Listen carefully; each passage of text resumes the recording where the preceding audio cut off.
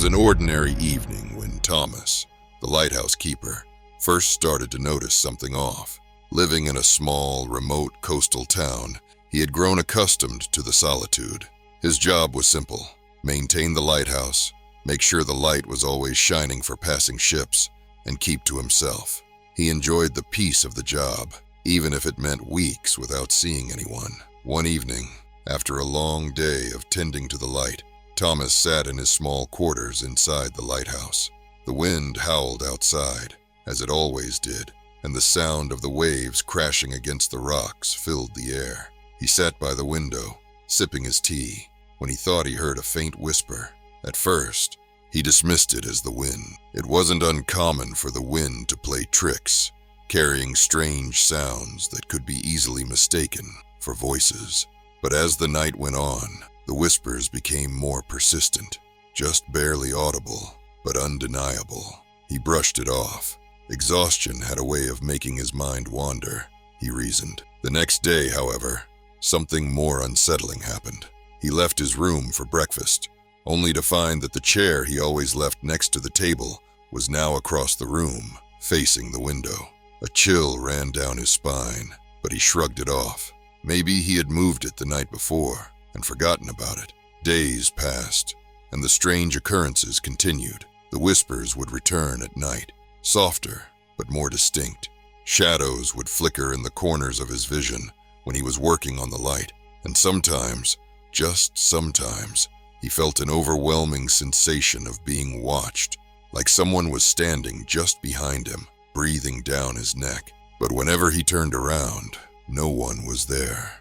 His unease grew, but Thomas told himself it was just the isolation getting to him. He had heard stories of loneliness playing tricks on the mind, yet the sensations became harder to ignore.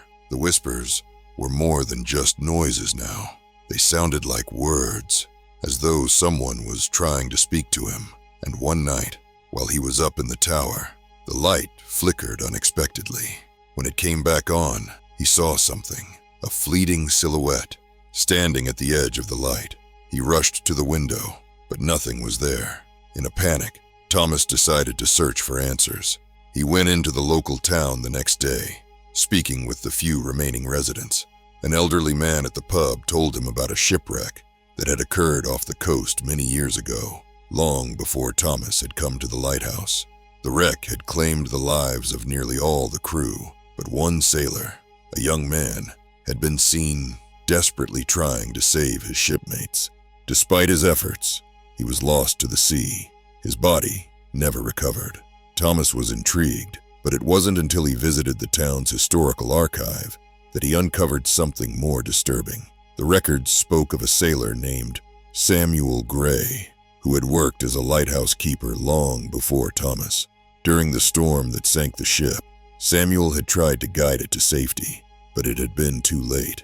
Overcome with guilt, he had taken his own life in the lighthouse, unable to live with the weight of his failure. That night, as the whispers grew louder and the shadows more distinct, Thomas understood. The spirit of Samuel was trapped here, forever tied to the lighthouse, unable to find peace. His overwhelming sense of duty and guilt had kept him bound to the place where he had failed. The next evening, Thomas decided to confront the spirit. He stood in the lighthouse, calling out to Samuel, asking him to forgive himself, to let go of the guilt that had kept him bound to this world. It was then that the shadow appeared again, but this time it wasn't threatening. It was calm, sorrowful. The whispers were no longer a haunting sound. They were words of gratitude. Samuel, it seemed, had been waiting for someone to understand. He had not been trying to frighten Thomas, but to make him understand the weight of his regret. The next morning, Thomas woke to an unusual peace. The lighthouse was silent, the shadows gone. For the first time in weeks, he felt truly alone, yet somehow not lonely. The air had cleared, and the whispers were no more. Thomas stayed on at the lighthouse for many years, but the strange occurrences never returned. He would later learn that after Samuel's death, the lighthouse had been abandoned for years, and it was his presence that had given the spirit of the sailor the chance to find peace. In the end, the tragedy of the past had given way to a resolution, and the spirit finally released, had left the lighthouse behind. As Thomas would often say, the lighthouse had never been haunted by the ghost of a sailor. It had been haunted by a man who could never forgive himself. Hit subscribe and don't dare miss what's coming next.